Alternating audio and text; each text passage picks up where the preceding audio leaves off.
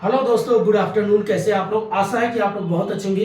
चलिए दोस्तों, आज बात करते हैं यूजीसी नेट पेपर फर्स्ट, जिसमें आज का आपका टॉपिक रहेगा teaching aptitude, research aptitude and communication, then उसके बाद लॉजिकल रीजनिंग। चार टॉपिक को एक साथ करके क्या करेंगे, पूरा इसमें जो बेसिक कॉन्सेप्ट है एक एक करके उसको समझते हैं।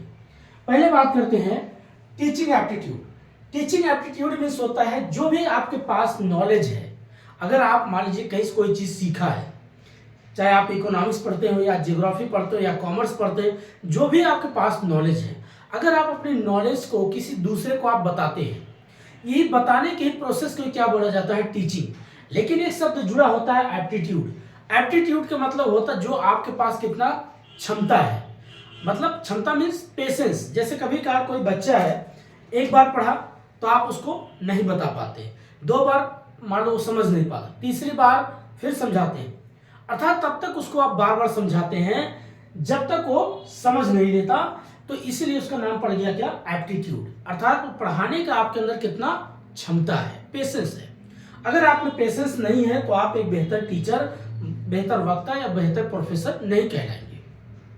इसलिए टीचिंग में शब्द ही जोड़ दिया गया है एप्टीट्यूड। ये होता है बेसिक इसका कॉन्सेप्ट। लेकिन जब आप अपनी बात किसी को बताते हैं तो उसमें क्या होता है, एक संचार होता है, एक कम्युनिकेशन होता है। तो teaching as a communication, teaching as a communication, साथ साथ क्या है, एप्टीट्यूड। जो भी आप अपनी बात बताते हैं उसमें आपके पास कितना पेशेंस है, तब तक आप बताते हैं जब तक दूसरा व्यक्ति आपकी बात को समझ नहीं जाता। इसी को बोलते हैं टीचिंग एप्टीट्यूड। अब ये इसका बेसिक हमने कॉन्सेप्ट के ऊपर बात किया। दूसरा पढ़ेंगे लेवल ऑफ टीचिंग। अब लेवल ऑफ टीचिंग क्या होता है, लेवल मतलब इसके तीन स्तर में इसको बांटा गया। पहला है मेमोरी लेवल, दूसरा अंडरस्टैंडिंग लेवल, तीसरा आपका reflecting level. Memory level means होता है जब भी आप किसी बच्चे को क्लास 1 से क्लास 5 तक के बच्चे को आप पढ़ाते हैं, समझाते हैं, एक एक वर्ड बताते हैं कि बेटा ये देखो ए है, ये बी है, ये सी है, ये 1 है, ये 2 है, अर्थात उसको एक एक लेटर और एक एक क्या करते हैं, जो नंबर्स उसको क्या करते हैं, परिचित करवाते हैं, उसको बताते हैं। तो जब वो बच्चा सीखता है और दिमाग उसको मेमोराइज करता है, याद करता है, उसको बोलते हैं मेमोरी लेवल कॉन्सेप्ट। लेकिन अब कभी काल पूछता है मेमोरी लेवल कॉन्सेप्ट किसने दिया, तो उनका नाम था हर्बर्ट। हर्बर्ट नाम के एक व्यक्ति थे, उन्होंने जो है मेमोरी लेवल कॉन्सेप्ट दिए थे। दूसरा हमने बात किया understanding level. Understanding level means होता है जब बच्चा पढ़ लेता है, लिख लेता है और समझ भी जाता है, उसको बोलते हैं अंडरस्टैंडिंग लेवल। इस कॉन्सेप्ट को किसने दिया था, उनका नाम था मॉरिसन। तो याद रखना, मेमोरी लेवल के हर्बर्ट और अंडरस्टैंडिंग के मॉरिसन। ठीक है, दूसरा हम बात करते हैं, अर्थात तीसरा टॉपिक इसी में जो आपका है रिफ्लेक्टिव लेवल।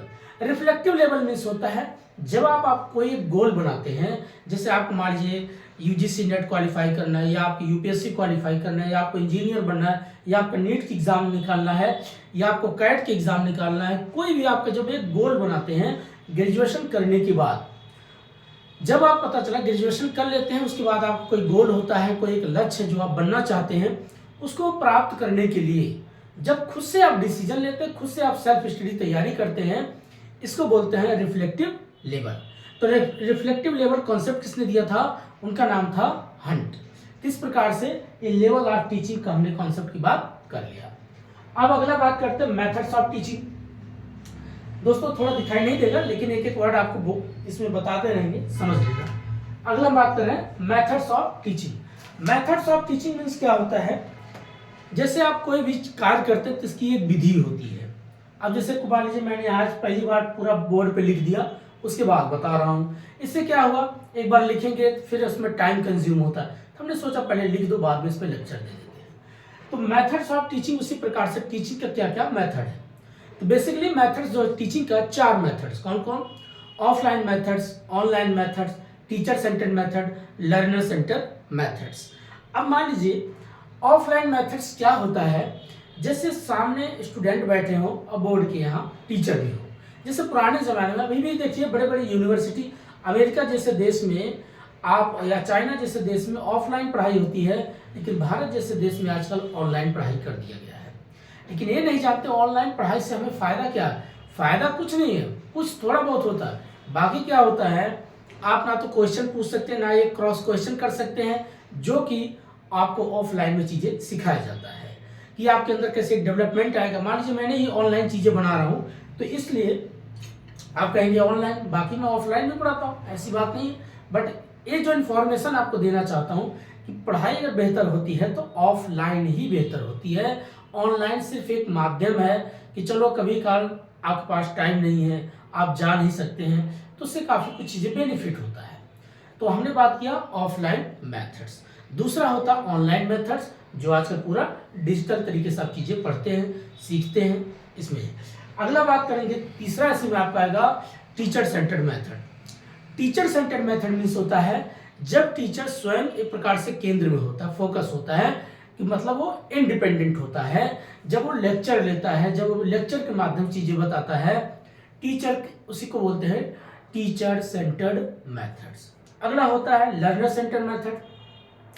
जब स्टूडेंट खुद से होमवर्क काम करता है, ग्रुप डिस्कशन करता है, आपस में बैठ करके 2-4 स्टूडेंट आपस में बैठ के क्वेश्चन का प्रैक्टिस करते हैं, प्लस क्वेश्चन के साथ साथ क्या करते हैं, वो होमवर्क करके आता है, क्वेश्चन बना के लाता है, उसको बोलते हैं लर्नर सेंटर मेथड्स। ठीक है दोस्तों, अगला हम बात करते हैं कौन सा, रीटीचिंग कॉन्सेप्ट। रीटीचिंग कॉन्सेप्ट क्या होता है, जब आपको कोई एक टारगेट दिया जाता है, आप उस टारगेट को दोबारा पूर्ण करते हैं अथवा फिर से उसको बार बार प्रैक्टिस करते हैं।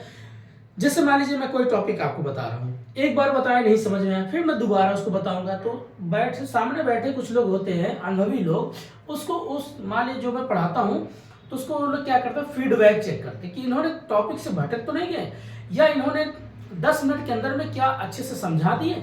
अगर नहीं समझाया तो फिर दोबारा उसको जो पढ़ाने की प्रोसेस क्या बोलते हैं, रीटीचिंग कॉन्सेप्ट। ठीक है दोस्तों, अगला बात करेंगे evaluation of teaching. Evaluation of teaching basically अगर देखा जाए तो 3 भागों में बांटा गया है। कौन कौन सा, pre evaluation of teaching, during evaluation of teaching, after evaluation of teaching. Pre evaluation of teaching means होता है जब आप किसी बच्चे को पढ़ाने से पहले उसका आप टेस्ट लेते हैं, पता करते बेटा आपको कुछ नॉलेज है कि नहीं है, तो पढ़ाने से पहले जो आप मूल्यांकन करते हैं उसको बोलते हैं प्री इवैल्यूएशन ऑफ टीचिंग। दूसरा होता है during teaching concept. During teaching concept means होता है जब आप पढ़ाते हैं, क्लास के दौरान ही क्वेश्चन का पुटअप करते हैं, आंसर पूछते हैं कि आपको जो मैंने टॉपिक बताया आपको याद हुआ कि नहीं हुआ, इसी को बोलते हैं ड्यूरिंग टीचिंग इवैल्यूएशन कॉन्सेप्ट। तीसरा होता है जिसको बोलते हैं after evaluation of teaching concept. After evaluation of teaching concept means होता है पढ़ाने के बाद जब आप किसी बच्चे का टेस्ट लेते हैं कि बेटा कितना बढ़िया आपका नंबर आया, परसेंटेज में आया, क्या ग्रेड में आया, तो पढ़ाने के बाद जो टेस्ट होता है उसको बोलते हैं आफ्टर इवैल्यूएशन ऑफ टीचिंग। ठीक है दोस्तों, अगला हम बात करते हैं model of teaching. Model of teaching अगर देखा जाए बेसिकली इसको 3 भागों में बांटा गया है। पहला आपका जिसको बोलते हैं पेडागोजी, दूसरा एंड्रागोजी, तीसरा हेटागोजी। अब एक एक करके समझते हैं। पेडागोजी कॉन्सेप्ट मीन्स वो होता है जब आप किसी भी स्टूडेंट के साथ टीचर भी साथ में बैठ के, मतलब एक प्रकार से अगर देखा जाए जैसे आजकल मेंट्योर क्या बोलते हैं उसको, मेंट्योरशिप जो भी होता है, लोग बार बार कोई डाउट होगा तो आपको क्लियर करते रहेंगे, आपके साथ ही रहेंगे, 2 घंटा 3 घंटा आपको गाइड करते रहते हैं, उसी को बोलते हैं पेडागोजी कॉन्सेप्ट। दूसरा होता है andragogy concept. Andragogy concept means उसको बोलते हैं जिसमें टीचर तो साथ में रहेगा बट उसमें थोड़ा सा आपको गाइड करता रहेगा। पेडागोजी में साथ में रहेगा, एंड्रागोजी में थोड़ा सा गैप कर देता है। तीसरा होता है आपका हेटागोजी। हेटागोजी मीन्स होता है जब आप स्वयं से कोई चीज अपना डिसीजन लेते हैं, स्वयं से सीखते हैं, पढ़ते हैं, उसको बोलते हैं हेटागोजी कॉन्सेप्ट। ठीक है दोस्तों, अगला हम बात करेंगे कौन सा, ऑब्जेक्टिव ऑफ टीचिंग। देखिए टीचिंग का ऑब्जेक्ट क्या है भाई, टीचिंग का ऑब्जेक्ट क्या है, आप क्यों टीचर बनना चाहते हो।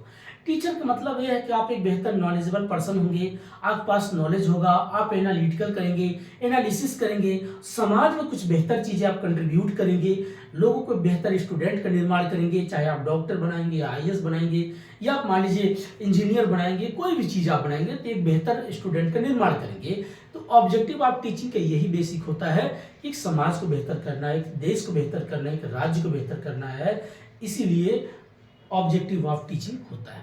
तो ऑब्जेक्ट क्यों होता है, आपका उद्देश्य क्या होता है, उद्देश्य ही होता है आपके पास प्रॉपर नॉलेज होना चाहिए, प्रॉपर कॉन्सेप्चुअल नॉलेज होना चाहिए, एनालिटिकल होना चाहिए। ऐसा नहीं कि आप रटन तोता तरीके से चीज़ों को पढ़ाओ, हर एक पॉइंट को उसको समाज के साथ जोड़ करके जब बताएंगे यही बेहतर एक टीचर बनता है। तो ऑब्जेक्टिव ऑफ टीचर यही होता है। आइए अगला बात करते हैं, ब्लॉम टेस्टोनॉमी कॉन्सेप्ट लास्ट है। ब्लॉम टेस्टोनॉमी कॉन्सेप्ट क्या होता है दोस्तों, जब आप इन्होंने 3 भागों में इसको बांटा, एक होता है आपका हेड, हैंड और हार्ट, 3H कॉन्सेप्ट से इन्होंने बात किया था। हेड मीन्स होता था जो आपका कॉग्निटिव होता है, जो आप सोचते हैं, इस पे बात करता है। हैंड मतलब हाथ होता है जो आपका एक्शन होता है, कार्य करते हैं, जो रोजी रोटी के लिए पैसा कमाते हैं। तीसरा होता आपका हार्ट मतलब इमोशनल की बात करता है। ये 3 कॉन्सेप्ट में बांटा गया। ये इसलिए कहा गया, अगर आप एक बेहतर टीचर बनते हैं, अच्छा एक वक्ता बनते हैं, अगर आपके पास दिमाग भी अच्छा है, आपके पास अच्छी रोजी रोटी है, लेकिन अगर आपके पास एक इमोशनल नहीं है तो आप एक बेहतर इंसान नहीं है। इमोशनल भी होना बहुत जरूरी है। जब आप दूसरे का दुख की बात सुनेंगे तो आपका भी दुख का कोई बात सुनेगा, तभी आप एक बेहतर स्टूडेंट का निर्माण करेंगे। नहीं तो हर एक व्यक्ति क्या हो जाएगा, इमोशनल को ब्लैकमेल करेंगे, और जब इमोशनल ब्लैकमेल होता है लोगों पे विश्वास कम होता चला जाता है। इसलिए टीचर बनने के साथ साथ कॉग्निटिव भी होना चाहिए, एक्शन भी होना चाहिए, प्लस इमोशनल भी होना बहुत जरूरी है। तो ये जो दोस्तों मैंने एक समरी तरीके से पॉइंट पे एक्सप्लेनेशन किया, ये आपका पूरा हो गया टीचिंग एप्टीट्यूड। अब दूसरा टॉपिक पर बात करेंगे जिसको बोलते हैं, एक और रह गया था प्रिंसिपल ऑफ टीचिंग, लास्ट है, ठीक है। प्रिंसिपल ऑफ टीचिंग क्या होता है दोस्तों, जब भी आप एक आपका सिद्धांत होता है कि भाई मेरा जो टॉपिक है मैं उसी पे रिसर्च करूंगा, वही टॉपिक बच्चों को बताऊंगा, और हो सके मैं अपडेटेड चीजें बताऊंगा। टीचर का बेसिक सिद्धांत होता है, ठीक है। और इसी में एक टॉपिक और भी आता है, character of teaching. Character of teaching अगर देखा जाए बेसिकली 2 भागों में बांटा गया है। एक होता टीचर का कैरेक्टर क्या होगा और एक लर्नर का कैरेक्टर क्या होगा, इसको 2 भागों में बांटा गया है।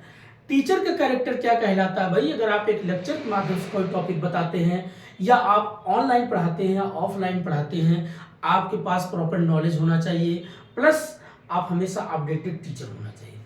लर्नर का कैरेक्टर को 2 भागों में बांटा गया है, एक होता है एडोलसेंट और एक होता है एडल्ट। एडल्ट वो होता है जो 18 प्लस हो जाता है, एडल्ट कहलाता है, और जो 18 प्लस नहीं उसको एडोलसेंट कहते हैं। इसलिए इन दोनों में अलग अलग कैटेगरी में बांटा गया। अब जो एडल्ट होगा वो तो चीज़ों को पढ़ेगा, लिखेगा, समझेगा, उसका अलग लेवल नॉलेज होगा। लेकिन एडोलसेंट जो होगा, अभी वो बेचारा क्या करेगा, वो सीख रहा है, बट इतना उसमें मेच्योरिटी अभी नहीं है, ठीक है। ये हमने जो पूरा टॉपिक बात किया आपका टीचिंग एप्टीट्यूड का हो गया। अब दूसरा टॉपिक बात करते हैं research aptitude. Research aptitude basically अगर देखा जाए जिसमें पढ़ेंगे कॉन्सेप्ट ऑफ टीचिंग, कॉन्सेप्ट क्या है, पॉजिटिविज्म क्या है, पोस्ट पॉजिटिविस्टिक क्या है, स्टेप ऑफ रिसर्च क्या, मेथड्स ऑफ रिसर्च क्या है, कैरेक्टर्स ऑफ रिसर्च क्या है, टाइप्स ऑफ रिसर्च क्या है, और लास्ट में हम पढ़ेंगे इसमें एथिक्स ऑफ रिसर्च क्या है।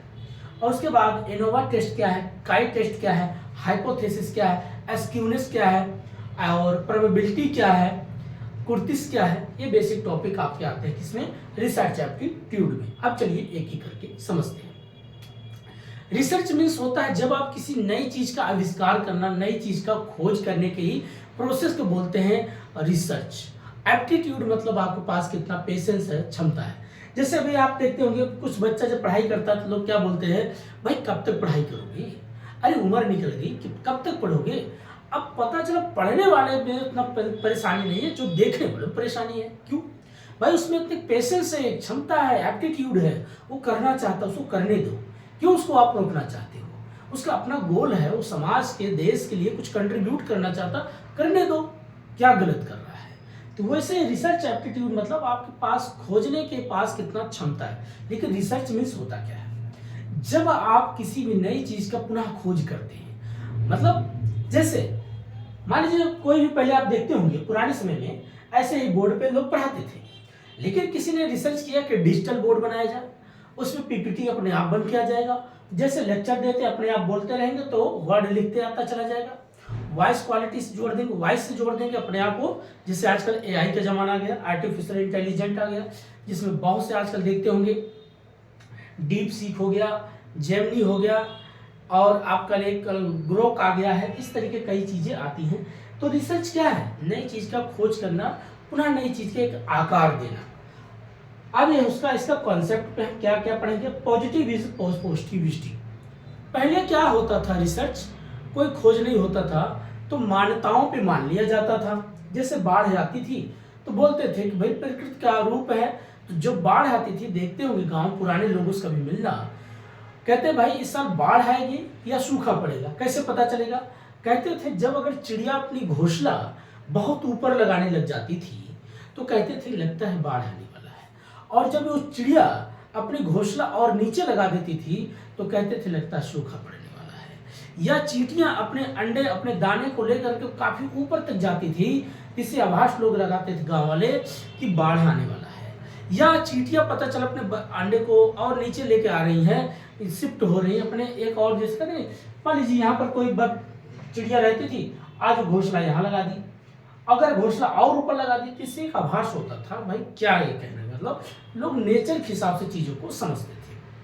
तो ये जो पुरानी अवधारणा थी, बेसिक जो कॉन्सेप्ट था, ओल्ड कॉन्सेप्ट था, उसको बोलते थे पॉजिटिविज्म, अर्थात पोस्ट पॉजिटिविस्टी। पोस्ट मतलब पहले, पॉजिटिविज्म क्या हुआ, अब लोगों को लगा नहीं, अब पुरानी धारणा को मिटाओ, नई धारणा जोड़ा गया जिसमें लॉजिक और साइंस की बात करती है। जैसे आजकल देखते होंगे दो विद्यार्थी आपस में बैठते जब किसी टॉपिक पर बात करते हैं तो लोग कहते हैं आप बड़े आर्गूमेंट करते हो, आप बहुत डिबेट करते हो, ये चीजें हमें ठीक नहीं।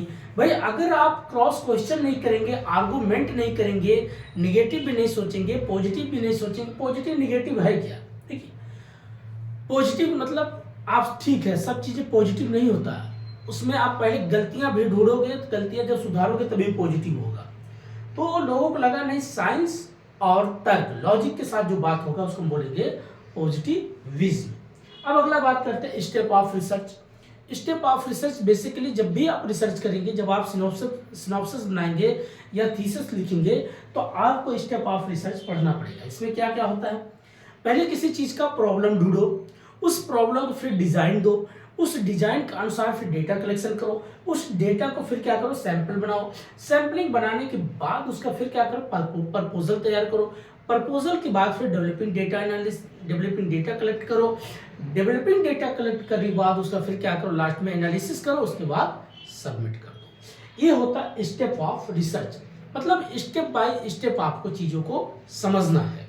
क्या फिर से एक बार बताते हैं, पहले किसी चीज का प्रॉब्लम ढूंढो, प्रॉब्लम को डिजाइन दो, डिजाइन देने के बाद डेटा कलेक्शन करो, डेटा कलेक्शन के अकॉर्डिंग फिर सैंपल बनाओ, सैंपल के बाद प्रपोजल बनाओ, प्रपोजल के बाद डेवलपिंग डेटा कलेक्शन करो, डेवलपिंग डेटा को एनालिसिस करो, एनालिसिस करने के बाद लास्ट में सबमिट करो। ये पूरा 8 पॉइंट से होकर के गुजरता है। अगर हम बात करेंगे, इसमें आपका टॉपिक आ जाएगा methods of research. Methods of research basically अगर देखा जाए तो 5 हैं, quantitative research, qualitative research, historical research, descriptive research and experimental research. अब एक एक करके समझते हैं। जैसे क्वांटिटेटिव रिसर्च क्या है, जिसको हम जनरल टू पर्टिकुलर की बात करेंगे, अर्थात डिडक्टिव की बात करेंगे, ये आपका होता है क्वांटिटेटिव। क्वांटिटेटिव मीन्स जिसमें बड़ी सी बड़ी आप देखते हो मात्रा दिखती है, नंबर दिखती हैं, तो आपको लगेगा क्वांटिटेटिव रिसर्च है। दूसरा होता है आपका क्वालिटेटिव रिसर्च। क्वालिटेटिव रिसर्च होता है इंडक्टिव रिसर्च, जो पर्टिकुलर टू जनरल की तरफ चीजें चलती हैं, और इसमें हम क्या करते हैं, क्वालिटी मतलब गुणवत्ता की बात करेंगे, तो जिसको हम क्वालिटेटिव रिसर्च बोलते हैं। तीसरा हमने बात किया एक्सपेरिमेंटल मेथड्स। एक्सपेरिमेंटल मेथड्स क्या होता है, आप तब तक किसी भी चीज को बार बार प्रैक्टिस करते हैं। जैसे कोई बच्चा है, पढ़ाई करता, उसके दिमाग पे नहीं बैठता, तो कहेंगे भाई बार बार अभ्यास करो, प्रैक्टिस करो। अब ये नहीं कि एक दिन आप पता चला कि 100 किताब लेके बैठ जाओ, एक दिन में रीड कर नहीं कर सकते, या पूरी किताब पर नहीं कर सकते। भाई आप 2 पेज पढ़ो, कल 2 भी पेज पढ़ो, फिर 3 पेज पढ़ो, फिर अगले दिन 5 पेज। आप धीरे धीरे अपना स्टेमिना भी बढ़ाओ, पढ़ाई का भी लेवल बढ़ाओ, सोचने का लेवल बढ़ाओ। तो इसको क्या बोलते हैं, एक्सपेरिमेंट। बार बार वो प्रैक्टिस करते करते करते करते करते एक अभ्यस्त हो जाते हैं, तो पता चला एक ही दिन में पूरी एक किताब पढ़ाई करके निपटा देते हैं। ये क्या होता है आपका एक्सपेरिमेंटल।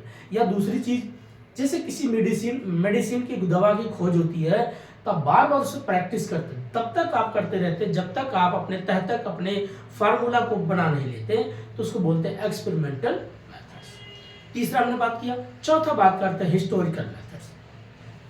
हिस्टोरिकल मीन्स होता है जो आपका ऐतिहासिक रूप में कोई चीज, जैसे सोर्स ऑफ नॉलेज होता है, तो सोर्स ऑफ नॉलेज या सोर्स ऑफ हिस्ट्री, तो सोर्स ऑफ हिस्ट्री बेसिकली कहाँ से, एक लिटरेचर व्यू से आप पाया जाता है, या एक आपका आर्कोलॉजिकल डिपार्टमेंट से पाया जाता है, या आपका कोई कॉइन से पाया जाता है।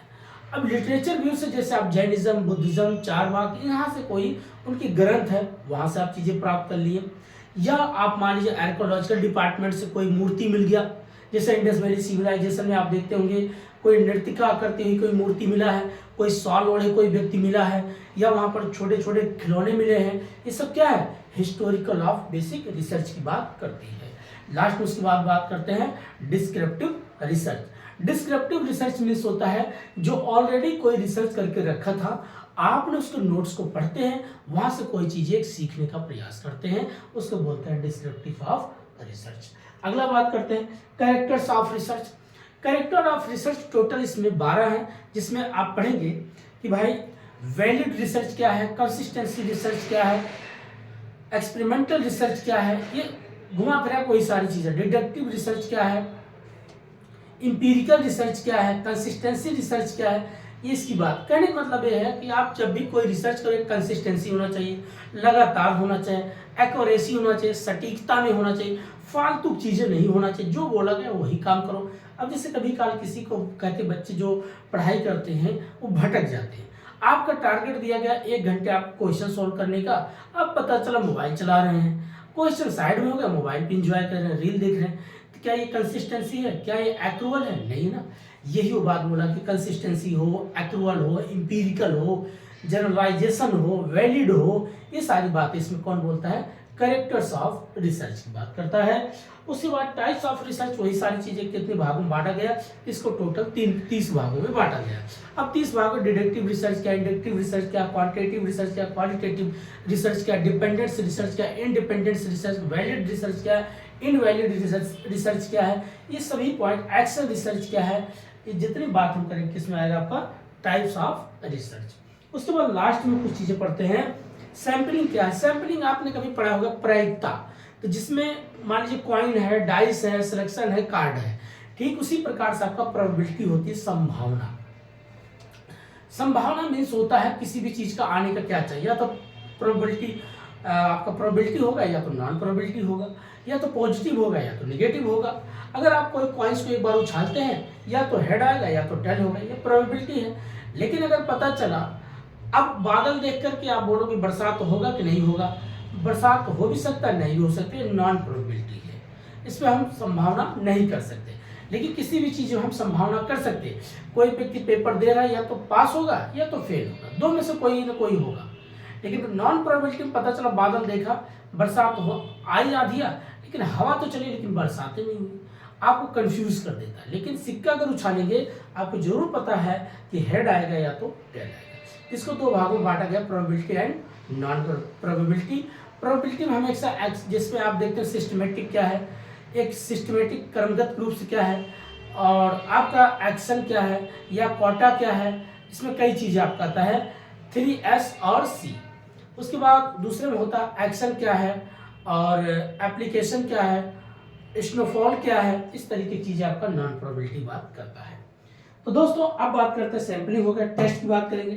टेस्ट मीन्स होता है जब आपका 30 से कम हो टी टेस्ट, 30 से ज्यादा हो काइट टेस्ट, 30 के बराबर हो तो जेट टेस्ट। अगला बात करते हैं इनोवा टेस्ट। इनोवा टेस्ट उसको बोलते हैं जिसमें ग्रुप होते हैं, 2 ग्रुप, या तो ए और बी 2 ग्रुप होगा, या एमंग होगा, बहुत से ज्यादा होंगे। तो जहां पर बिटवीन और एमंग की बात होगा, उन दोनों को जोड़ेंगे तो क्या आएगा आपका इनोवा टेस्ट। ठीक है, अब बात करते हैं, ये पूरा हमने बात कर लिया रिसर्च एप्टीट्यूड का। अब नेक्स्ट टॉपिक बात करते हैं कम्युनिकेशन। कम्युनिकेशन मीन्स होता है जब भी आप मान लीजिए जो बात करते हैं, जो आप बोलते हैं, तो उसमें क्या क्या टॉपिक पढ़ना। पहला होता है कॉन्सेप्ट क्या है, types of communication, model of communication, barrier of communication, effective of communication, mass media communication. अब बात करते हैं पहला टाइप्स, कॉन्सेप्ट को समझते हैं। कम्युनिकेशन बेसिक यही होता है कि मान लीजिए ए और बी 2 व्यक्ति हैं, एक के मन में कोई सवाल उठता है, बी से कोई सवाल पूछना चाहता है, ए ने क्वेश्चन करके, 1 मिनट दोस्तों, 1 मिनट,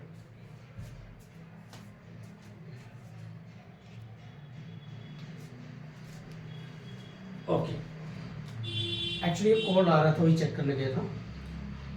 आइए, कम्युनिकेशन कॉन्सेप्ट मीन्स होता है जब ए के द्वारा कोई सवाल पूछा जाता है, बी के द्वारा रिप्लाई किया जाता है, ए और बी के द्वारा, ए के द्वारा कोई सवाल का इनकोड करना, बी के द्वारा उसको डिकोड करना और एक दूसरे को फीडबैक देना। अगर बी ने उसको फीडबैक दिया, उत्तर दिया, इसी प्रोसेस को बोलते हैं कम्युनिकेशन। अब कम्युनिकेशन जब पढ़ेंगे तो इसके टाइप्स ऑफ कम्युनिकेशन कितने भागों में बांटा गया है, फॉर्मल कम्युनिकेशन क्या है, इनफॉर्मल कम्युनिकेशन क्या है, वर्टिकल कम्युनिकेशन क्या है, हॉरिजॉन्टल कम्युनिकेशन क्या है, क्रॉस कम्युनिकेशन क्या है, सर्कुलर कम्युनिकेशन क्या है, डायरेक्ट कम्युनिकेशन क्या है, इनडायरेक्ट कम्युनिकेशन क्या है, variable verbal communication and non verbal communication क्या है। एक एक करके समझते हैं। पहले समझते हैं फॉर्मल कम्युनिकेशन। फॉर्मल मीन्स होता है जिसमें कोई रूल है, कोई नियम की बात करता होगा, उसको बोलते हैं फॉर्मल कम्युनिकेशन। दूसरा होता है इनफॉर्मल कम्युनिकेशन, ऐसा कम्युनिकेशन जिसमें कोई रूल नहीं है, कोई नियम नहीं है। आप अपने दोस्त से बात कर रहे हैं, आप अपने फैमिली से बात कर रहे हैं, कोई नियम है नहीं है। अगला बात करते हैं डायरेक्ट कम्युनिकेशन। ऐसा कम्युनिकेशन जहां पर दो लोग आमने सामने बैठे हैं, फेस टू फेस जब बातें करेंगे, उसको बोलते हैं डायरेक्ट कम्युनिकेशन। ठीक है। इनडायरेक्ट कम्युनिकेशन, ऐसा कम्युनिकेशन या ऐसा संचार जहां पर आप किसी यंत्र के माध्यम से बात करेंगे, तो उसको बोलते हैं इनडायरेक्ट कम्युनिकेशन। सपोज करिए, इनडायरेक्ट कम्युनिकेशन में दो बेसिक पार्ट आता है, synchronous communication, asynchronous communication. Synchronous communication उससे बोलते हैं जब आप किसी को इमीडिएटली रिप्लाई देते हैं, उसको सिंक्रोनस कम्युनिकेशन कहते हैं। दूसरा असिंक्रोनस कम्युनिकेशन क्या कहते हैं, आपने पता चला आपने कोई मैसेज लिख दिया, बाद 2 दिन के या 3 दिन के बाद उसका रिप्लाई आता है, उसको बोलते हैं असिंक्रोनस कम्युनिकेशन। इसको बोलते हैं इनडायरेक्ट कम्युनिकेशन के बेसिक 2 पार्ट। अगला बात करते हैं आपका वर्टिकल कम्युनिकेशन, उसके बाद हॉरिजॉन्टल। वर्टिकल कम्युनिकेशन जो आप टॉप से बॉटम, बॉटम से टॉप को चलता है। जैसे मान लीजिए कोई सीईओ है और चपरासी है, चपरासी फाइल लेकर के सीईओ के पास जाता है, फिर सीईओ को इंफॉर्मेशन देता है, चपरासी तक का आता है। बीच में ये जो पूरा प्रोसेस चलता है, सीईओ साहब, मैनेजर साहब, उसके बाद एमडी साहब, फिर वही मैनेजर डायरेक्टर या मैनेजर प्लस चपरासी। तो जो top to bottom, bottom to top चलता है, इसको बोलते हैं वर्टिकल कम्युनिकेशन। एक होता है horizontal communication. Horizontal communication, teacher से बात कर रहा, प्रोफेसर से बात कर रहा, स्टूडेंट से बात कर रहा, तो उसको बोलते हैं हॉरिजॉन्टल कम्युनिकेशन। ठीक है दोस्तों, तो ये हमने, उसके बाद 2 और बात करते हैं, वर्बल कम्युनिकेशन और नॉन वर्बल। वर्बल कम्युनिकेशन उसको बोलते हैं जब आप मौखिक रूप से किसी से कोई बात कहते हैं, आप लिखित रूप से समझाते हैं, बोल करके समझाते हैं, उसको बोलते हैं verbal communication. Non verbal communication किसको कहते हैं, जब आप किसी कोडिंग रूप से किसी चीज को समझाते हैं, बताते हैं, उसको बोलते हैं नॉन वर्बल कम्युनिकेशन। ठीक है दोस्तों, अब बात करते हैं नेक्स्ट आपका model of communication. Model of communication में क्या होता है, इसके बेसिकली 3 भागों में बांटा गया, linear communication, transitional communication, interactive communication. Linear communication उसको बोलते हैं जब आप अकेले बैठ के बात करते हैं, कभी काला होता है ना, आप परेशान होते, दुखी होते हैं, अकेले में बात करते हैं, अपना मन की फ्रस्ट्रेशन निकालते हैं। आजकल एक चीज बताते हैं दोस्तों, एंजाइटी, फ्रस्ट्रेशन क्यों आता है, हम कंपेयर करते हैं। यकीन मानिए, आप किसी से कंपेयर मत करिए, आप बहुत बेहतर हैं, कंपेयर करिए, मगर ये मत करिए वो मुझसे ज्यादा क्यों जानता। भाई वो आपसे ज्यादा समय दिया है, आपसे ज्यादा वो पढ़ाई किया है, इसलिए वो जानता है।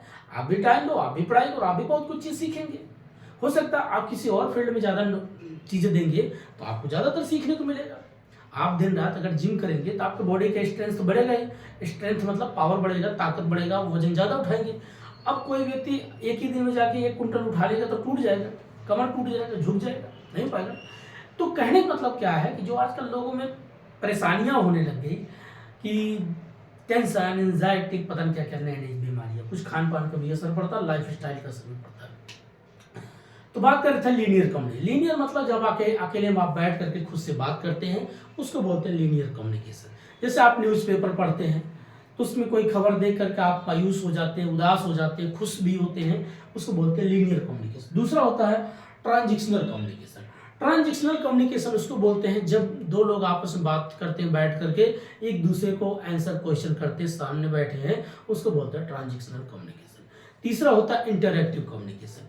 इंटरैक्टिव कम्युनिकेशन उसको बोलते हैं जैसे आप मान लीजिए किसी को मैसेज लिखते, बाद में आपका फीडबैक देता है, आप उसको कॉल करते तो आपका रिप्लाई देता है किसी यंत्र के माध्यम से, उसको बोलते हैं इंटरएक्टिव कम्युनिकेशन। ठीक है, अगला हम बात करते हैं barrier of communication. Barrier of communication means होता है जब किसी भी चीज में रुकावट आ जाना, बाधा आ जाना। जैसे आप मान लीजिए पढ़ाते पढ़ाते आपको चक्कर आ गया, गिर गए, या आप कहीं जा रहे थे बाइक से, पता चला रास्ता टूट गया, एक प्रकार से क्या है, बाधा हो गई। आप मोबाइल से बात कर रहे थे, मोबाइल का अचानक बैटरी डिस्चार्ज हो गया, बैरियर ऑफ कम्युनिकेशन। तीसरे में हमें पढ़ना बैरियर ऑफ कम्युनिकेशन कितने भागों में बांटा गया है। बेसिकली वैसे 7 हैं, एक एक करके समझते हैं। पहला आपका होता है फिजिकल बैरियर, दूसरा होता है साइकोलॉजिकल बैरियर, तीसरा होता है ऑर्गेनाइजेशन बैरियर, चौथा होता है कल्चर बैरियर, पांचवा होता है आपका लिंग्विस्टिक बैरियर, और बेसिकली यही, चलो 7 छोड़ो, इतने समझो। फिजिकल बैरियर किसको बोलते हैं, जो भौतिक रूप से बाधाएं उत्पन्न करती हैं। जैसे आप मान लीजिए, एक मिनट दोस्तों,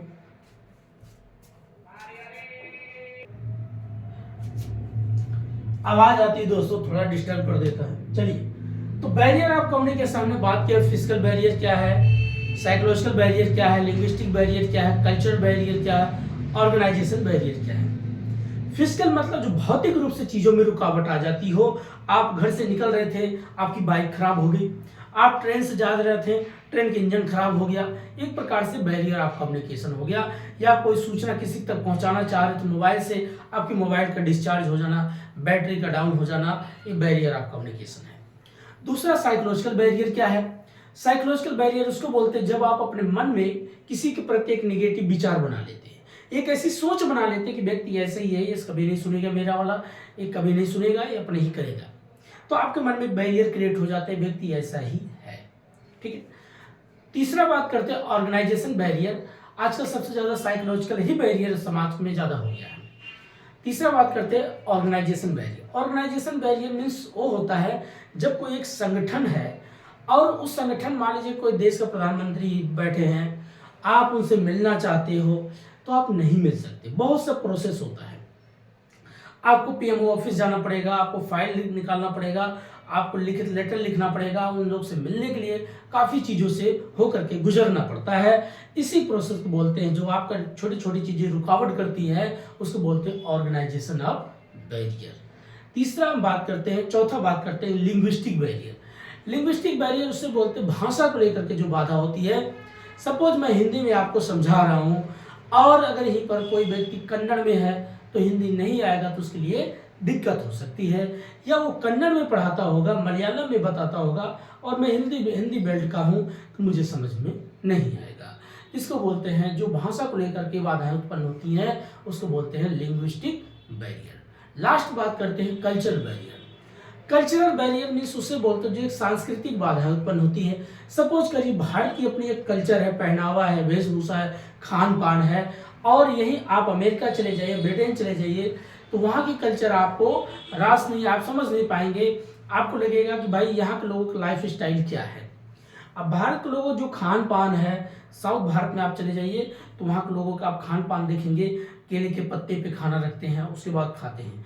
और नॉर्थ इंडिया में चले जाइए, थाली में खाना निकालते हैं फिर खाते हैं। तो है तो एक ही जैसा देश, लेकिन यहीं भी बहुत सी कल्चरल एक दूसरे को डिफरेंट करता है। अब जैसे कोई नॉर्थ इंडिया व्यक्ति है, वो साउथ में जाके शादी करे, तो वो लोग कहेंगे भाई हम अपनी बेटी को साउथ नहीं भेजेंगे, वो नॉर्थ नहीं भेजेंगे। बोले क्यों? बोले कि आपकी कल्चर हमारी कल्चर मैच नहीं करती, आपकी भाषा हमारी भाषा मैच नहीं करती। एक प्रकार से क्या ये कल्चरल बैरियर क्रिएट करता है, ये भी चीज़ होता है। या आप अमेरिका से किसी, आप मान लीजिए कोई फॉरेन ले के शादी करके लाते हैं, तो अगर वो मान लीजिए यहाँ भाषा नहीं समझ पाए, यहाँ कल्चर नहीं समझ पाए। एक ऐसे कोई वेब सीरीज बनी थी हरियाणा की, तो उसमें काफ़ी चीज़ें वो बोलती है, उसकी सास भी उस चीज़ को बोलती है कितनी बेशरम है, तो बोलती है व्हाट इज़ द सासुमा, व्हाट आर यू सेइंग, मतलब क्या बोलती हैं, क्या कहना चाहती हैं। तो फिर बोलती क्या वाट वाट लगा रखी है। तो कहने का मतलब क्या है, एक भाषा को लेकर के बाधा हो गई, कल्चर को लेकर के बाधा हो गई। अब वहाँ कपड़े वो लोग साड़ी पहनते नहीं, वो तो भाई छोटे छोटे स्कर्ट पहनते अपने कंफर्ट जोन में रहते हैं। लेकिन यहाँ उनको साड़ी पहनाओगे, सूट सलवार पहना दोगे तो उनको अनकंफर्टेबल लगेगा, उनको लगेगा क्या कपड़े से ढका जा रहा है, इतना कसे कसे कपड़े। तो एक प्रकार से उनके लिए बाधाएं उत्पन्न होती हैं। अगला बात करते हैं last, effective of communication. Effective of communication उसको बोलते हैं जब आप किसी बात बताना चाहते हैं, जो आपकी बात लिखित रूप से हो और दूसरे पे एक प्रभाव डालता हो। जब आपकी बात किसी दूसरे पे बोल करके समझाते हुए प्रभाव डालते हैं, उसको बोलते हैं इफेक्टिव ऑफ कम्युनिकेशन। लास्ट में बात करते हैं मास मीडिया कम्युनिकेशन, जो एक लार्ज लेवल में चीज़ों को आप पढ़ते हैं, देखते हैं, समझते हैं, बात करते हैं, चाहे सेमिनार अटेंड करते हैं या कोई बड़े बड़े एडिटोरियल अटेंड करते हैं, प्लस आप न्यूज़पेपर बहुत से अलग अलग चैनल देखते हैं या रेडियो चैनल देखते हैं, जो लार्ज लेवल में चीज़ें होती हैं उसको बोलते हैं मास मीडिया कम्युनिकेशन। ये चीज़ें हो गया दोस्तों। अब बात करते हैं लॉजिकल रीजनिंग पे, 2 मिनट का ब्रेक।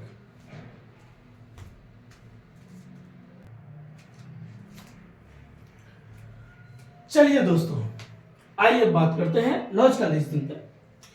लॉजिकल रीजनिंग में हमें क्या क्या पढ़ना है, एक एक टॉपिक को समझते हैं।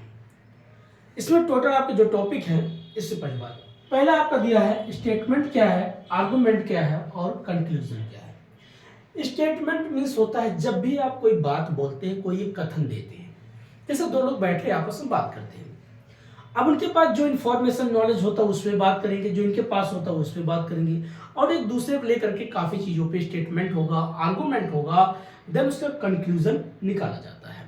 जैसे किसी ने बोला कि भाई गर्म हवा चल रही है, इससे पता चलता है कि लू चल रही है। किसी ने कहा भाई साहब ठंडी हवा चल रही है, इसका मतलब कहीं बारिश हुआ है। तो जब आप किसी स्टेटमेंट देते उस पर आप आर्गुमेंट करते, उसका कंक्लूजन किसी भी एक तथ्य तक पहुंचते हैं, उसी को बोला जाता है स्टेटमेंट, आर्गुमेंट और कंक्लूजन।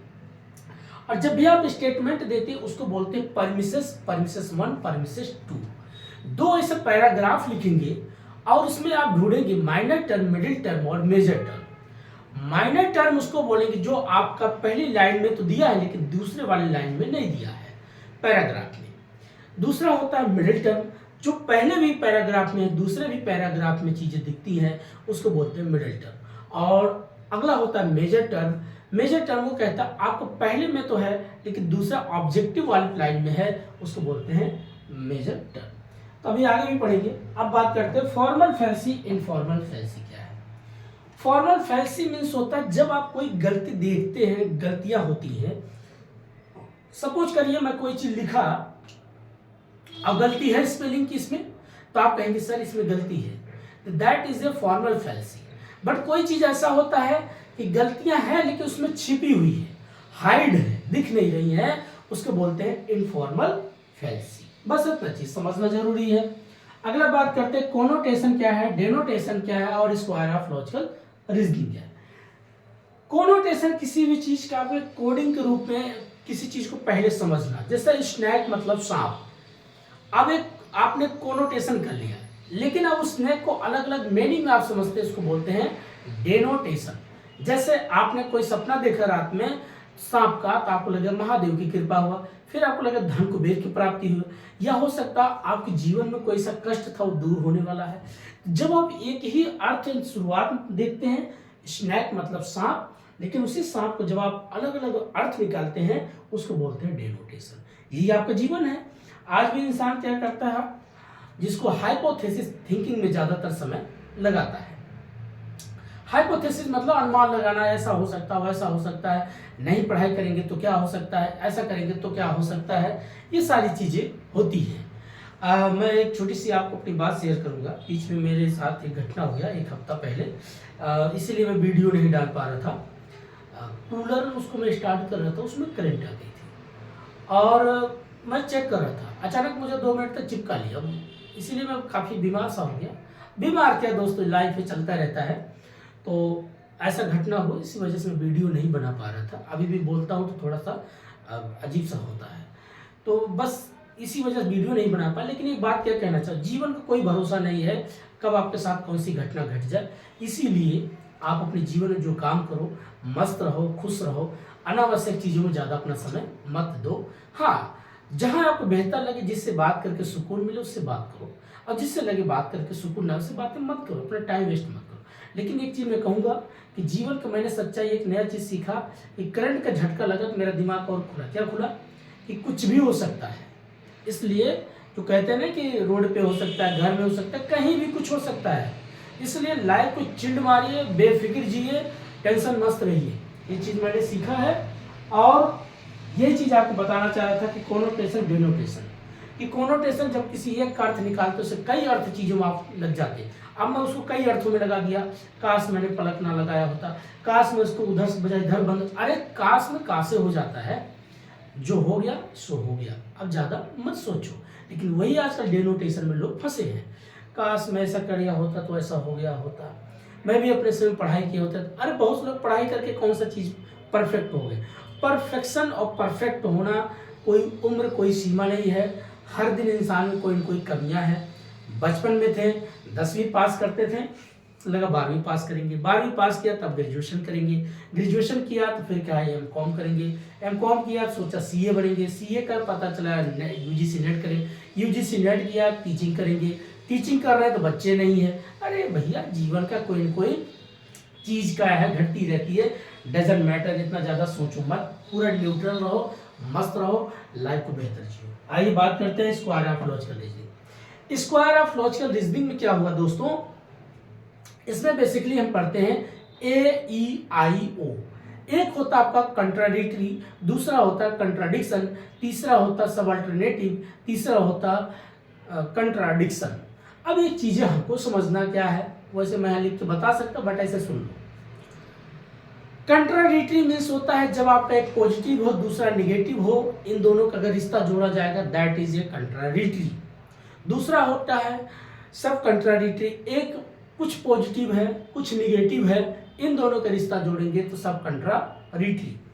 एक होता है एक पूरा पॉजिटिव है एक कुछ पॉजिटिव है, जब पूरा पॉजिटिव है और कुछ पॉजिटिव है, इन दोनों का रिश्ता जोड़ेंगे तो इसको बोलेंगे सब अल्टरनेटिव। इधर साइड एक पूरा निगेटिव है एक कुछ निगेटिव है, जब इनका पूरा रिश्ता जोड़ेंगे इसको बोलेंगे सब अल्टरनेटिव। एक तीसरा होता है एक पूरा पॉजिटिव है एक कुछ निगेटिव है, दैट इज क्रॉस इलास्टिक। मतलब क्रॉस इलास्टिक मतलब बात करेंगे थोड़ी इलास्टिक मतलब इकोनॉमिक्स टर्म आ गया, तो इसको बोलते हैं कंट्राडिक्शन।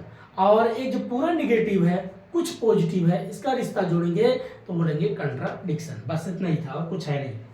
अगला बात करते हैं, स्क्वायर ऑफ लॉजिकल रीजनिंग हो गया, यहाँ कई बातें हुई।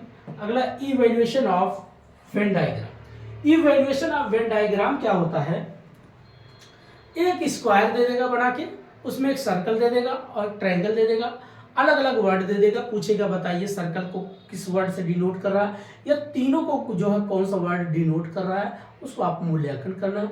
एक वर्ड बेस पे हो सकता है, नंबर बेस पे हो सकता है, मैथमेटिक्स बेस पे हो सकता है। अगला बात करते हैं डिडक्टिव और इंडक्टिव। डिडक्टिव और inductive, deductive quantitative, inductive qualitative. इसको बोलते हैं जनरल टू पर्टिकुलर, उसको बोलते हैं पर्टिकुलर टू जनरल। अब इसमें डिडक्टिव हम पढ़ेंगे साउंड क्या है, अनसाउंड क्या है, वैलिड क्या है, इनवैलिड क्या है, और ऐसे ही आपका इंडक्टिव में स्ट्रॉन्ग क्या है, कॉन्जेंट क्या है और वीक क्या है, इसकी बात करते हैं। ठीक है, इंडियन लॉजिकल रीजनिंग जब पढ़ेंगे तो इसमें हम दो टर्म पढ़ेंगे जिसको बोलते हैं ऑर्थोडॉक्स क्या है और हेथोडॉक्स क्या है। ऑर्थोडॉक्स उसको बोलते हैं जिसमें आप गॉड में ईश्वर में बिलीव करते हैं, that is called by the Orthodox. मगर जब आप गॉड और ईश्वर विश्वास नहीं रखते हैं, एक साइंस और तर्क पे चीजें बात करते हैं, उसको बोलते हैं हेथोडॉक्स। ऑर्थोडॉक्स बेसिकली जैसे आपको महाभारत, रामायण, उपनिषद, वेद, जिसमें ऋग्वेद, यजुर्वेद, सामवेद, अथर्ववेद, पुराण, आप शिव पुराण, गरुड़ पुराण, शिव पुराण और समुद्र पुराण, बहुत से पुराण हैं, इनकी बात करें मत्स्य पुराण प्लस रामायण और महाभारत और उपनिषद, जो आप विश्वास रखते हैं इसको बोलते हैं ऑर्थोडॉक्स। नेक्स्ट आपका होता है हेथोडॉक्स। हेथोडॉक्स में जैनिज्म, बुद्धिज्म, चारवाक, आजीविका, इनकी बात जो करता है वो आपका कहलाता है हेथोडॉक्स। जैनिज्म के बेसिक 2 पार्ट को पढ़ना है, इनमें दिगंबर क्या है, श्वेतांबर क्या है, और आपका बुद्धिज्म में बेसिक कॉन्सेप्ट आता है हीनयान क्या है, महायान क्या है, नवयान क्या है, अर्थात वज्रयान क्या है, और चारवाक और आजीविका इनकी बात करेंगे। तो आप सुनिए, ऑर्थोडॉक्स मतलब जो गॉड में विश्वास रखते हैं, हेथोडॉक्स जो गॉड में विश्वास नहीं रखते। तो जैनिज्म क्या कहता है भैया कि भाई देखिए कोई भी चीज़ एक नेचर है, बनाया है, उसमें कोई एनर्जी है, वो चल रहा है, फिर जैसे जैसे एनर्जी नया रूप धारण करता है, जैसे मेरी बॉडी है, एक समय बाद डिक्लाइन होगा, वाइट बाल हो जाएंगे, झुर्रियाँ पड़ जाएंगे, धीरे धीरे शरीर क्या होगा, इसकी एनर्जी डाउन हो जाएगा, डिग्रेड हो जाएगा, मतलब डिग्रेड वही डाउन हो जाएगा, डिकम्पोज हो जाएगा, खत्म हो जाएगा। एनर्जी जो क्या होती है, फिर नया एनर्जी नया रूप अपना जो भी होता है कन्वर्ट होता रहेगा। तो ये सारी चीज़ें होती हैं। कोई चीज़ शाश्वत ऐसा नहीं, परमानेंट भी नहीं है और इसको कह भी नहीं सकते हैं, बट जरूर कुछ ना कुछ चीजें है। तो इसमें जैनिज्म के बेसिक 2 ब्रांच पढ़ते हैं, दिगंबर, श्वेतांबर। दिगंबर उसको बोलते जो नागा बाबा लोग होते हैं, बिना कपड़े के रहते हैं। श्वेतांबर उनको बोलते जो सफेद वस्त्र धर्म कपड़े पहनते हैं। तीसरा हम बात करते हैं आपका अगला बुद्धिज्म। बुद्धिज्म में पढ़ते हैं हीनयान, महायान, वज्रयान। हीनयान उनको बोलते जो गुरु के विचारों पे चलते थे, उसको बोलते हैं। महायान गुरु जी के विचार पे नहीं चल रहे, गुरु जी की मूर्ति पे विचार करने लग गए, ये चीज होने लग गया। दूसरा होता है वज्रयान, जहां पर ईश्वर के विचार छोड़िए, यहाँ पर कर्मकांड पे चीजों पे विश्वास करने लग गए, जादू टोना ये सब चीजों को, उसको बोलते हैं वज्रयान। ठीक है, अगला बात करते हैं चारवाक। चारवाक को कहते थे भाई अगर आपके जीवन में अगर भूख लगे जो खाना खा लो, कल का कोई पता नहीं, चाहे उधारी घी पीना है पी लो, मगर टेंशन मत लो। आजीविका कहता है अगर आपके जीवन में जो मिलना होगा वो मिलेगा, जो आपका डेस्टिनी होगा वो प्राप्त होगा, बस खत्म। ये इंडियन लॉज का रीजनिंग हो गया। अगला बात करते हैं परमाणु। परमाणु मीन्स होता है किसी भी चीज का प्रमाण होना, प्रूफ होना, बिना प्रमाण के आप बात नहीं कर सकते। इससे पढ़ेंगे प्रत्यक्ष क्या है, अनुमाना क्या है, उपमाना क्या है, शब्दा क्या है, अर्थापट्टी क्या है, इस प्रकार की चीजें हम पढ़ते हैं। पहले क्या है प्रत्यक्ष, किसी भी चीज का एक प्रत्यक्ष रूप से कोई प्रूफ होना। आप जैसे प्रत्यक्ष रूप से किसी देखते हो, बात करते हो, तो कहेंगे हाँ ये व्यक्ति था, इन्होंने ऐसी बात बोला, ये मेरे पास सबूत है, उसको बोलेंगे प्रत्यक्ष। दूसरा होता है अनुमाना, किसी चीज को देख करके बात करना, अनुमान लगा के, एस्टिमेटेड करना।